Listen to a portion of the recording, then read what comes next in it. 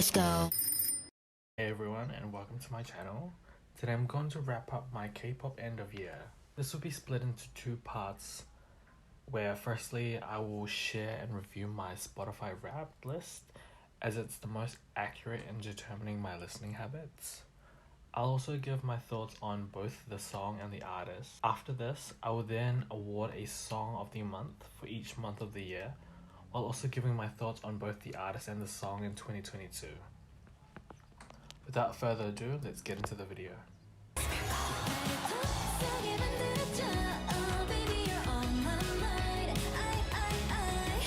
At number 10, we have Sparkling by Chang'e. Not the best Chang'e release based on her catalogs of songs, but we love that she went back to trying a brighter concept. Plus extra points for this mermaid concept within the music video, and hopefully MNH steps up their game because they really are dropping the ball with a gem like her.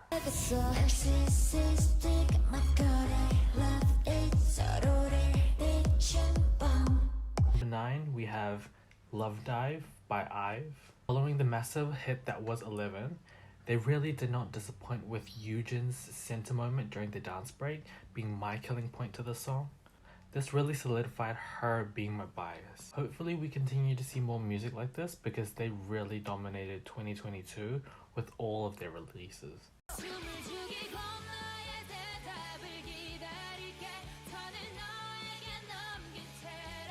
At number 8, we have Love Me or Leave Me by Monday and i-dle. This song hits so hard and you can literally feel the emotions. Especially Monday, in which she's able to showcase her ace abilities in rapping and vocals. Also, a good reimagining to Day6's song too.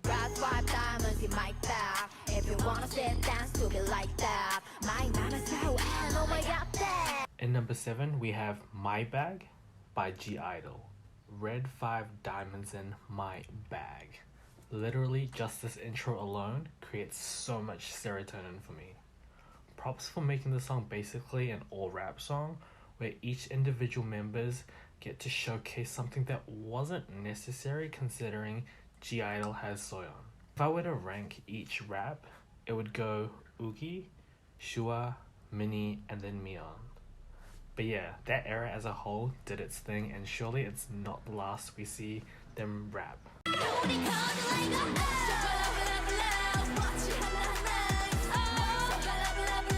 At number 6, we have OO by NMIX. A controversial song that may or may not have been influenced by the success of Next Level. It didn't hit me until a few weeks after their debut, but when it did, it hit me like a train. I've really gotten used to the NMIX change-up, and they really aren't that bad as I thought. It might have just been the MV when they had Kyujin fall off a door with that whole silence that kind of messed me up, but this song actually kind of goes hard. The vibes now though are a bit different considering Jinny's departure. I think I'm gonna be one of those people at the moment by saying Jinny's lines were meant for her, because Jiu and Kyujin saying them sounds a bit off, but surely I might get used to it eventually, and if not, they might just even shelve these songs and play more recent releases and focus on those. Regardless, all the best to them.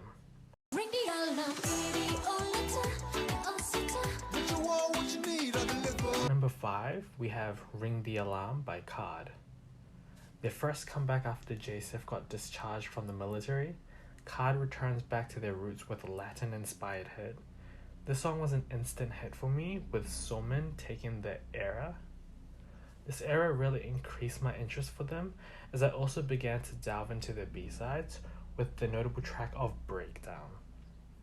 I first found them during the Red Moon era, and each release has been good so far. This has been one of the only ones that I've actually found not too milky, like it's still aging well. They've also signed a contract extension for 3 more years with DSP Media, so many blessings for their future comebacks, and hope to see more good music coming from them.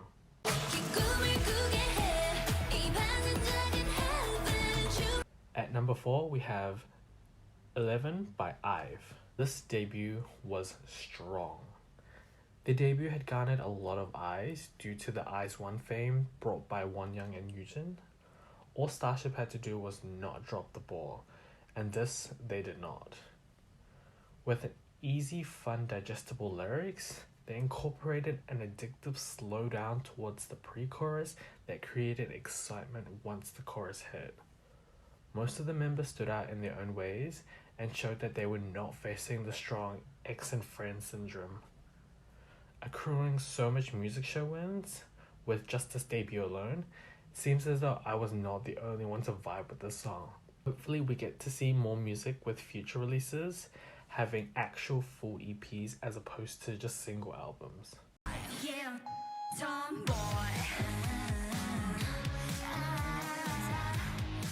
At number 3, we have Tomboy by i-dle. Being the first comeback post Sujin scandal, all eyes were on i-dle and whether they could still maintain their status, despite such a prominent face for i-dle leaving the group. And all I can say is damn. This whole era solidified my thoughts of i-dle being a 4th gen leader. Not only were they able to show how good they were as a 5-membered group, notable improvements from Shua further cemented this era as a memorable one. I mean, you can see how addicting this album was, since I have My Bag being my 7th most played song for 2022.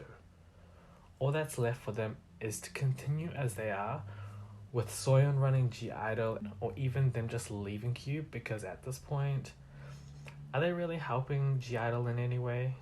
I mean, their uncensored performance of the song at the Melon Music Awards really was the cherry on top to rounding off this year.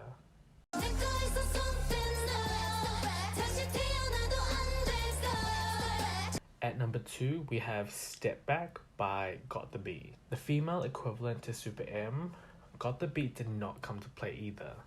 Having idol experiences spanning from the 1st to 4th generation, they really formed a group that was stacked. With Boa showing us what's up in the bridge, to my personal favorites of Wendy and Silgi showing us a different side to them, the song leaves no room for you to chill. The only thing I kinda wished for was B-sides to accompany it, but that's alright. I do hope they can come back together eventually, but since Got The Beat is the first of many subunits for the Girls on Top project, I wouldn't mind seeing another mix of SM girls team up in another subunit.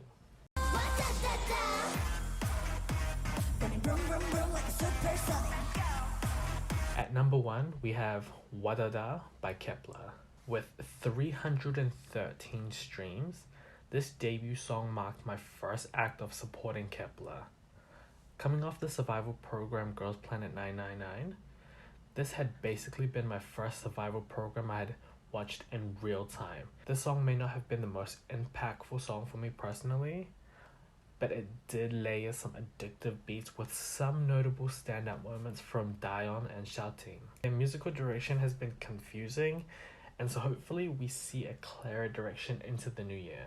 Note that when researching my top songs for 2022, most of them were all in the first half of the year, so that's why you don't necessarily see more of the recent releases. As a result, I looked into my top songs for 2022 Spotify playlist and created a quick top 5 songs, but the only rule was that it had to be released in the second half of the year, so July onwards.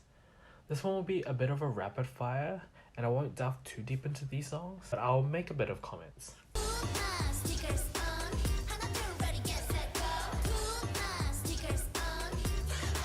At number 5, we have Sneakers by ITZY. Definitely not the best song.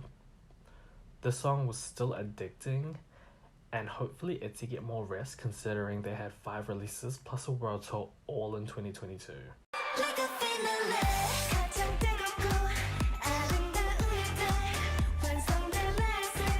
At number 4, we have Last Sequence by Cosmic Girls.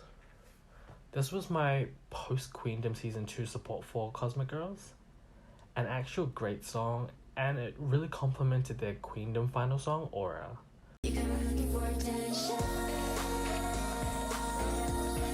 At number 3, we have Attention by New Jeans. I mean, what can I say? Another addicting bop of a song. Another group who popped off with their debut, and also this being released with no promotion is what made it crazier.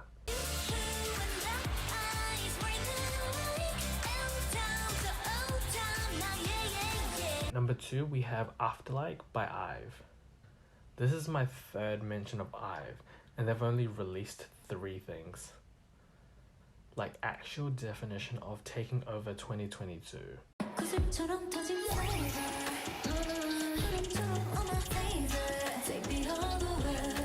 At number 1, we have Sparkling by Chang'e. I already spoke about the song, so I don't have much left to say besides justice for Chang'e. As for the artists, these were my top 5 artists for the year.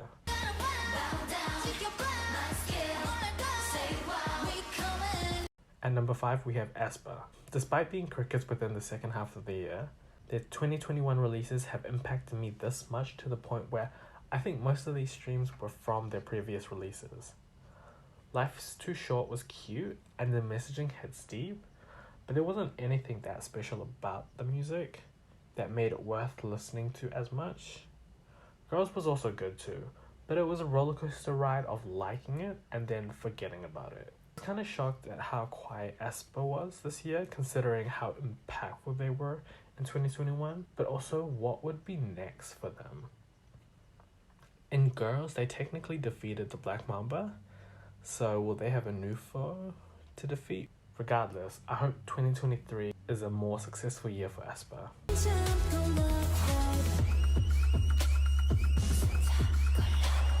At number 4, we have i-dle. I mean, I've mentioned all of their releases and they just passed their 1-year mark recently, so that speaks to the power of i-dle. Not sure what else to say besides good luck to them. Hopefully we get to see the other members continuing to shine, and EPs please.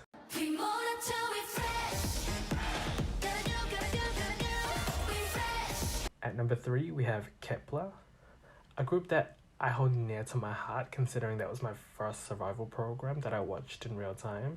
I will most likely continue to support them for shouting. Since they came from Mnet, you know that they've got that bare minimum of promotion to flourish like IZ*ONE. Whether they'll meet that success is a different story, but based on their releases so far, I haven't seen any releases that were just completely bad.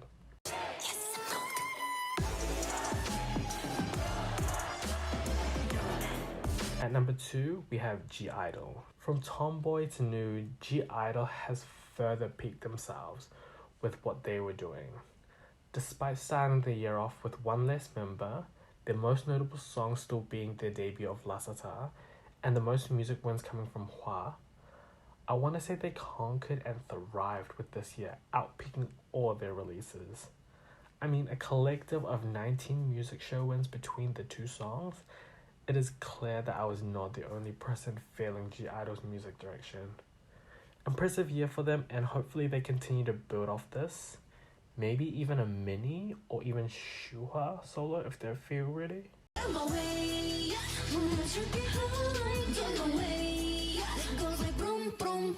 At number 1, we have Chang'e. Streaming 3,389 minutes. I'm within the top 0.05% of Chang'e listeners and speaks to my appreciation for Chang'e. She really has cemented a good legacy for herself, even though M&H have screwed her over the past 2 years. She has almost received limited promotion. The album was immaculate, and what best describes this album is that we get to see Chang'e become more authentic, as she alone doubles her writing credits through writing all of the music in that album. Hopefully we get to see Bear and Rare Part 2 coming out soon, and with the unfortunate disbandment of Bandit, I hope that M&H can actually now focus their attention on continuing promotions for Chang'e and not just neglect her as well. But things might not change for the better, as there has been debut news of the upcoming boy group. So yeah. So from my Spotify Wrapped list, you can see that I'm a female group / Chang'e stan. I guess I might follow the more popular groups, considering all of them are established. Make with that what you will as I move on to Song of the Month for all of 2022. The only rule that I gave myself was to exclude the songs that I've already listed because obviously I streamed them a lot, so you know I enjoyed it. Also, December didn't have any notable songs for me, and so I have put a song that was released in 2022, but the performance of the song in December went crazy for me.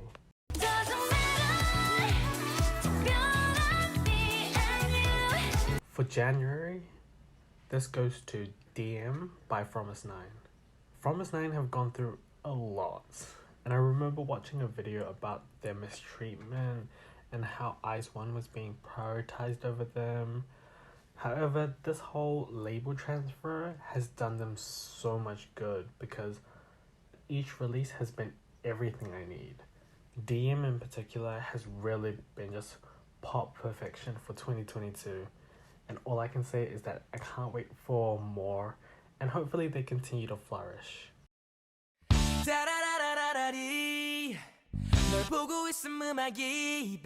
February goes to Darari, but the remix by Treasure. On a technicality, I want to say that they have livened up the song with this rock remix. It adds the missing ingredient that I needed with the song. Considering how famous it got, it was very meh, but the way that they were able to transform the song through this remix, I mean, all I can say is amazing job.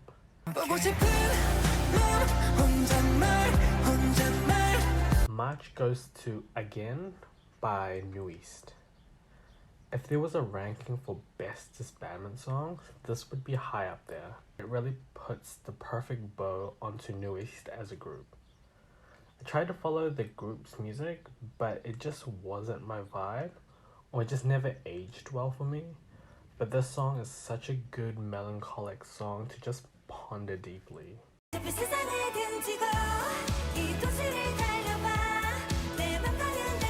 April goes to Drive by Miyeon.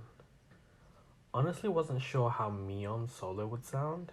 Her vibe was so different compared to Soyeon, so it felt interesting that Miyeon was able to chameleon her way through i-dle's concepts. But yeah, the song really suited her and it just made me appreciate her even more. Probably my favorite solo i-dle title track.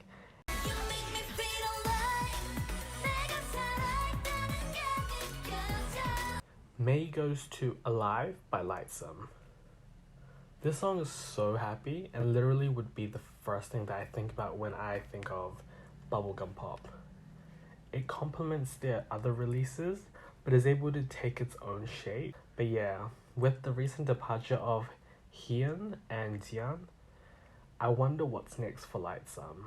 Sounds like the consensus is that they are gonna change their concept, which is a bit unfortunate, but I'm just wishing them the best.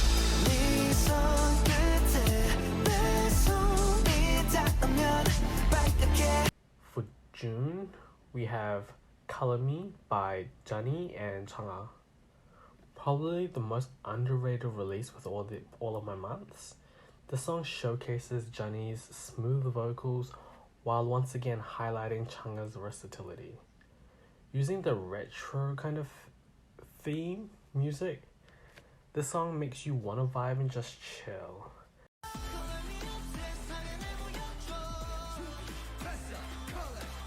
July goes to Monochrome by ATBO.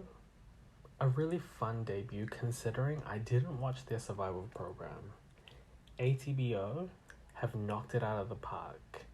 That pre-chorus reminds me of how IVE in 11 introduces something different that slows down the perception of the song.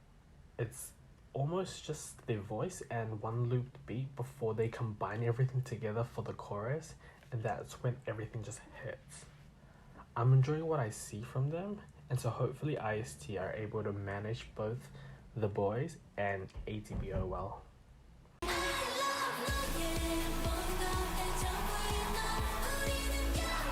August goes to Forever One by Girls' Generation. Girls' Generation really did not come to play. After a 5-year hiatus, the girls are back with a song playfully talking about their lasting bond. Wasn't sure where they would go with their direction considering it had been 5 years, but this song really solidified their presence as a nation's girl group.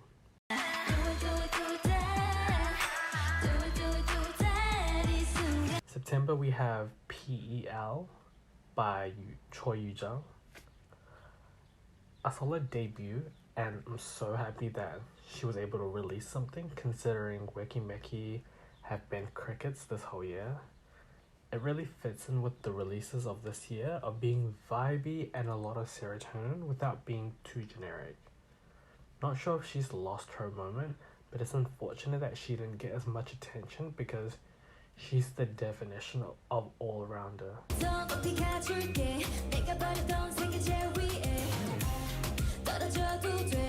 For October, we have Anti-Fragile by Le Sserafim.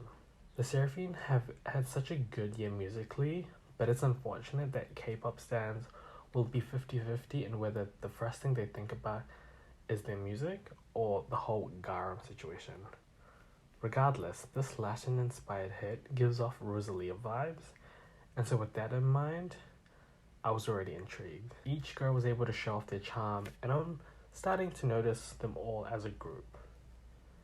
Hope they continue this trajectory because objectively they have done so well for themselves, but also with so many girl groups debuting that shook up K-pop, it can be kind of difficult to see whether they did well for themselves.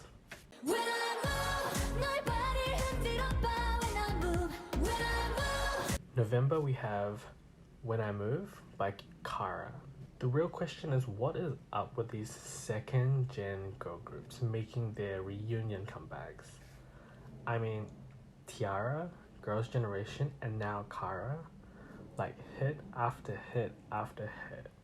What I like most about the song is that it's good on its own. Like, you don't need to know anything about the group, and you can just like it for what it is. It also reminds me of a slightly poppy-ish, a little bit of retro-ish version of Stay the Night by Chang'e, which is an added bonus because I really like that song. Hoping this comeback continues to do things for them, and I'm just wishing them the best.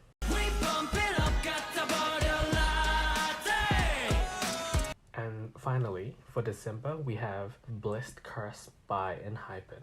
Like I said before, search up ENHYPEN's 2022 KBS Song Festival performance, and that's just next level stuff. I'd heard about them through i-dle, and then I saw their debut Given Taken, but after that, it was kind of crickets until Past the Mic. But after Past the Mic, that's when I started to get into them. Didn't even know they had their first release of Blessed and Cursed. Definitely aging well, but we'll see what happens into the new year. Just this whole year has been good releases after good releases, and so they're definitely now on my radar for when they release their music in 2023. Final thoughts. This year has been booming.